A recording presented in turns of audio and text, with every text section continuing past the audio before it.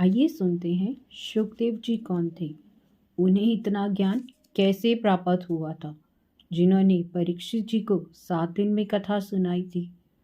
जो आत्माराम आपतकाम माया के समस्त बंधनों से मुक्त मुनिगण हैं, वह भगवान से निष्काम भक्ति रखते हैं और वह बिना किसी कारण ही भगवान से प्रेम करते हैं, क्योंकि भगवान के मंगल में दिव्य गुण ही ऐसे हैं। श्री सुखदेव जी साक्षात नंदनंदन श्री कृष्णचंद्र के ही स्वरूप हैं। भगवान के नित्य गोलोक धाम में भगवान की पराशक्ति श्री राधा जी के वह लीला सुख हैं। श्री श्याम सुंदर जब अपनी लीला को इस लोक में व्यक्त करने के लिए ब्रज में पधारे, तब श्री राधिका जी के वह लीला सुख गोलोक धाम से उड़ते घूमते भगवान शिव के लोक में पहुंच गए। वहां पर शंकर जी पार्वती जी को भगवान की अद्भुत लीलाएं सुना रहे थे, जो श्रवण मात्र से ही प्राणी को अमृतत्व प्रदान करती हैं। पार्वती जी कथा श्रवण करते हुए तल्लीन होकर आत्म विस्मृत हो गई, किंतु कथा रुके नहीं और चलती रही। इस कारण वह लीला सुख मध्य में हुंकार करते रहे। अंत में शंकर जी को ज्ञात हुआ कि इस पक्षी ने यह सारी कथा सुनी है, तो वह उसे मारने के लिए दौड़े, क्योंकि पक्षी देह में इस कथा को सुनने के वो अधिकारी नहीं थे। सुखदेव जी वहां से उड़कर व्यास जी के आश्रम में आ गए और उनकी पत्नी के मुख से उधर में प्रविष्ट कर गए। भगवान शंकर वहां से संतुष्ट होकर वापस लौट आए, क्योंकि व्यास जी के पुत्र रूप में यदि यह कथा उन्हें ज्ञात होती है तो इस बात पर भगवान शंकर को कोई आपत्ति नहीं थी।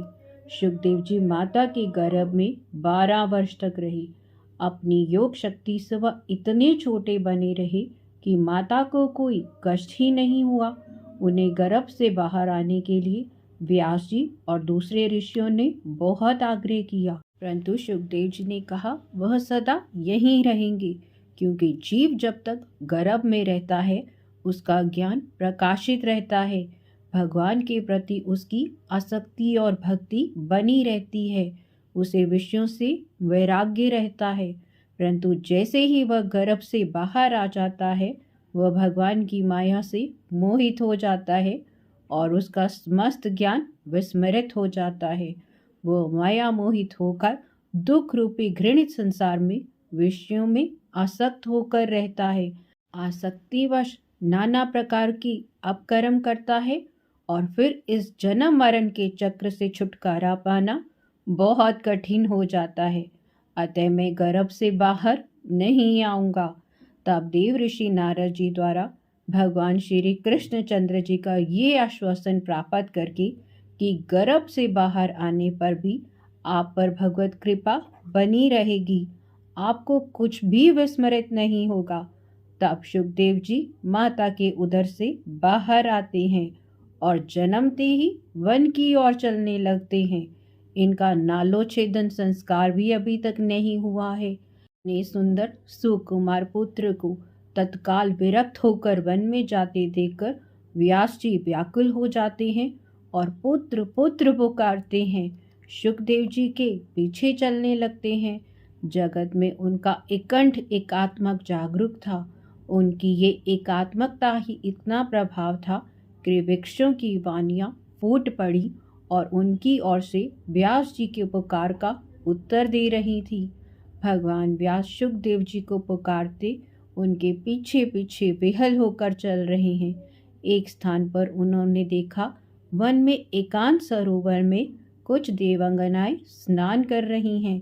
व्यास जी को आते देखकर लज्जावश बड़ी शीघ्रता से जल से बाहर निकली और उन्होंने वस्त्र पहन लिए। आश्चर्य में पड़कर व्यास जी ने पूछा, देवियों, मेरा पुत्र युवक है, दिगंबर है, इधर से अभी गया है। आप सब उसे देखकर जल में क्रीड़ा करती रही और मुझ वृद्ध को देखकर लज्जा का भाव क्यों प्रकट किया? बड़ी नम्रता से देवियों ने कहा, महर्षि, आप हमें क्षमा करें। आप ये पहचानते हैं ये पुरुष है, ये स्त्री है, अतः आपको देखकर हमें लज्जा करनी चाहिए, परंतु जो आपके पुत्र हैं वह ना तो स्त्री भाव को जानते हैं और ना ही पुरुष भाव को। वह सबको एक ही दृष्टि से देखते हैं। उनके सन्मुख वस्त्र पहनना या ना पहने रहना एक ही समान है। देवियों की बात सुनकर भगवान व्यास जी लौट आए। उन्होंने यह समझ लिया, ऐसे समदर्शी के लिए पिता पुत्र का संबंध का कोई अर्थ नहीं है। वह बुलाने पर भी नहीं लौटेगा। परंतु व्यास जी का स्नेह अपार था। वह दिन ब दिन बढ़ता ही जा रहा था। वह चाहती थी शुकदेव उनके समीप रहे और उनसे कुछ दिन शास्त्रीय ज्ञान प्राप्त करे। ब्रह्मनिष्ठ तो वह थे ही, श्रोत्य भी हो जाए। व्यास जी जानते थे ऐसे आत्माराम विरक्त को केवल भगवान के दिव्य स्वरूप एवं मंगलमय चरित्र ही आकर्षित कर सकते हैं। अतः व्यास जी ने अपने शिष्यों को श्री श्याम सुंदर की परम मनोहर स्वरूप की झांकी का वर्णन करने वाला एक श्लोक सिखाया और कहा कि बार बार इसे मधुर स्वर में गान करें। ब्रह्मचारीगण समिधा फल पुष्प पुष्प लेने के लिए जब भी वन में जाते तो उसी श्लोक को गाया करते। सुखदेव जी के कानों में जब वह श्लोक पड़ा तो जैसे मृग सुंदर राग पर मुग्ध होकर खींचा चला आता है, वह उस ब्रह्मचारियों के पास आए और उस श्लोक को सीखने का आग्रह करने लगे। ब्रह्मचारी उन्हें व्यास जी के पास ले आए और वहां पूरे श्रीमद् भागवत का अध्ययन किया। सुखदेव जी ने गुरु के द्वारा प्राप्त ज्ञान ही उत्तम होता है। जिसे लोक में आचार्य होना है उसे शास्त्रीय मर्यादा का पूरा पालन करना चाहिए। भगवान व्यास जी की आज्ञा स्वीकार करके सुखदेव जी मिथिला गए और मिथिला पहुंचकर जब वे राजमहल में घुसने लगे तब द्वारपाल ने उन्हें वहीं डांटकर रोक दिया। वे निर्विकार शांतचित्त वहीं खड़े रहे। न रास्ते की कोई थकावट का ध्यान था और ना ही भूख प्यास का कोई प्रचंड घाम का। समय बाद दूसरे द्वारपाल ने आकर उनसे हाथ जोड़कर विधि पूर्वक अनुसार पूजा की और उन्हें महल की दूसरी कक्षा में पहुंचा दिया। अपमान और मान की कुछ स्मृति न रखते हुए वहां बैठकर आत्मचिंतन करने लगी। धूप छांव का कोई ख्याल नहीं था। अब तीसरी परीक्षा हुई। उन्हें अंतःपुर में सटे हुए प्रमदावन नामक सुंदर बगीचे में पहुंचाया। वहां 50 खूब सजी हुई अति सुंदर नवयुवती वारांगनाएं उनकी सेवा में लग गई। वे बातचीत करने और नाचने गाने में अति निपुण थी। मंद मुस्कान के साथ बातें कर रही थी। वे वारांगनाएं श्री सुखदेव जी की पूजा करके उन्हें नहला तथा खिला पिलाकर बगीचे में सैर कर आ रही थी। उस समय वह हंसती गाती और नाना प्रकार की क्रीड़ाएं कर रही थी। परंतु सुखदेव जी का अंतःकरण सर्वथा विशुद्ध था। वे सर्वथा निर्विकार थे।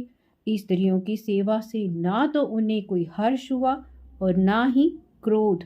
तदंतर उन्हें देवताओं के बैठने योग्य दिव्य रतन जड़ित पलंग बहुमूल्य बिछौने बिछाकर उस पर शयन करने के लिए कहा गया।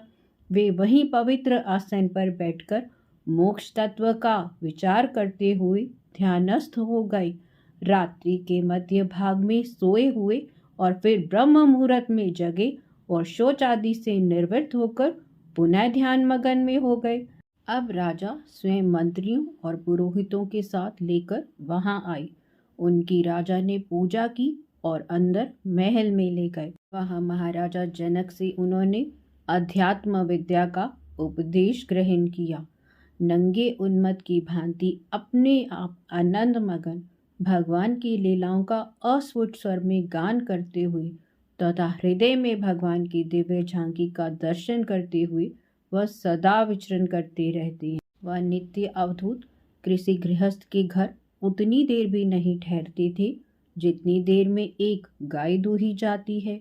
जब ऋषि के शाप का समाचार महाराज परीक्षित को मिला कि 7 दिन पश्चात उन्हें तक्षक काट लेगा और उनका शरीर का पात हो जाएगा, तब वे अपने ज्येष्ठ पुत्र जन्मेजय को राज तिलक करके स्वयं निर्जल व्रत को निश्चय कर गंगा तट पर आकर बैठ गए। इस समाचार के फैलते ही दूर दूर से ऋषिगण महाभागवत परीक्षित जी पर कृपा करने के लिए वहां पधारे। उसी समय कहीं से घूमते हुए अस्कमात शुकदेव जी भी वहां आ गए। उन्हें उन्मत्त समझकर बालक घेरे हुए थे। शुकदेव जी को देखते ही सभी ऋषि उठकर खड़े हो गए। सबने उनका आदर किया। परीक्षित ने उच्च आसन पर बैठाकर उनका पूजन किया। परीक्षित के पूछने पर शुकदेव जी ने 7 दिन में उन्हें श्रीमद् भागवत का उपदेश दिया। जय श्री कृष्ण। राधे राधे।